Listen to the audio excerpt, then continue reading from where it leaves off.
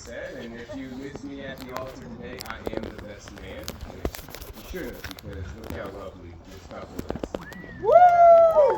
I'm so happy that they had us seated, because as the ring bearer, I had them in my pockets, and I kept playing with them, so if I was standing, you guys may have thought something was going on up there.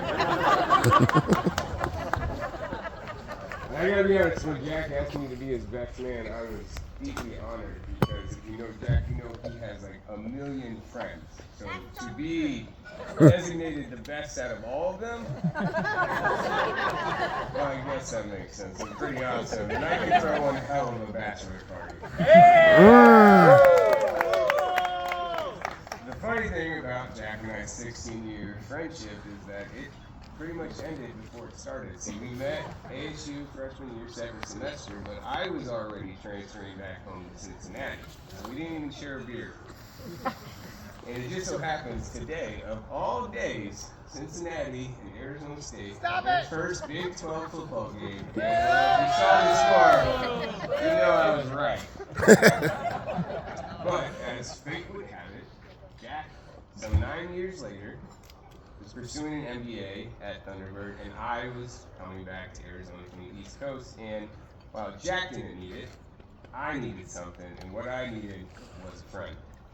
And so I'm thankful every day that when I reached out to him, he responded, because not everybody would have. Brady. He did it in the typical Jack fashion. He was like, yeah, let's meet up. I know where to go. Let's go to happy hour. It's got $5 margaritas, and it gets you a free taco bar. I was like, shit hot. This guy doesn't really know me, but he knows my love languages, which are margaritas and free. So any pretty ladies out there listening, well, one of the signature cocktails tonight is a margarita, and I just happen to be free.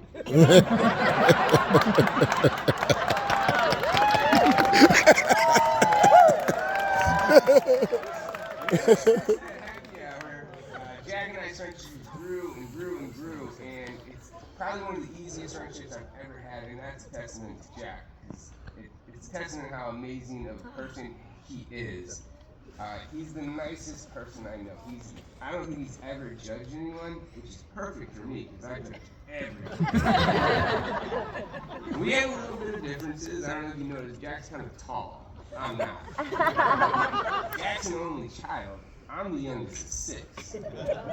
But more than our differences, we have some very strong similarities. And what those are is Jack and I are, we're amazing at partying. I don't think anyone can hit us on our level. But more importantly than that, Jack and I are expert planners. So when Jack and I get together, you know you're going to have one hell of a time and everything's going to go smoothly. Ain't that right, Jack? Nothing's ever gone wrong between us? Well, of course, there was that time where we went whitewater rafting and I got crushed by the rocks and had internal bleeding. Oh, yeah, and who could remember, or who could forget that time we got roofied in Scottsdale and we ended up at that guy's house with And the sound is actually coming out of his speaker better. So you're like, why is that guy so excited to tell those stories? And the reason is because, well, this time I got to hang out with Jack. It was a Jack and Pat adventure. There's one adventure Jack and I had together that I cherish above all the rest.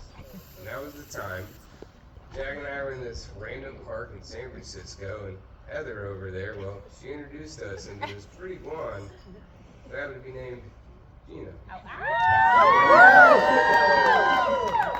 And as cheesy as it sounds, I could tell they had chemistry. I mean, they didn't stop talking for a couple hours, and even though it took Gina so many hours to get her damn sunglasses on, you could tell these eyes were locked. So a couple months later, when Jack told me, hey, I'm done with you in Arizona, I'm gonna pursue this girl in San Francisco. And I was like, yeah, that sounds surprising. It makes sense. And well, goddamn, I'm glad you did it. Because Gina, oof, you know how much I love you. Gina is like a little sister to me, and I never got to have a little sister. I've always looked after her. Actually, the first time I met Gina, I took her to the bathroom, I waited for her, and I made sure she got back safely to Jack. I can promise you, Gina, I will always do that.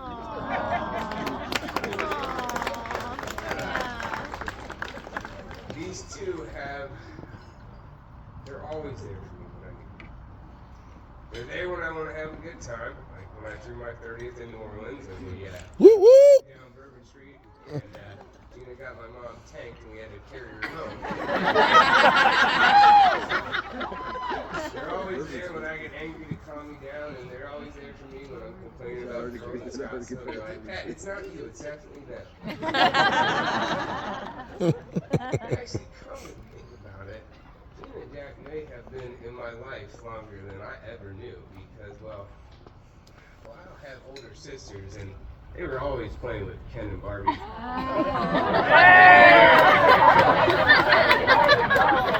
guys need me to show you what you're supposed to do later. I got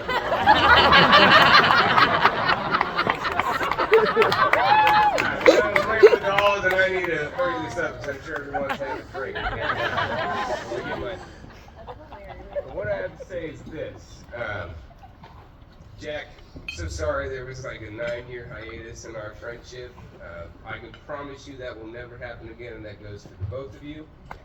I think you both know this. I love you both. Your relationship gives me something to aspire to, and so if you all don't mind, raise your damn glasses to 2 of my best friends,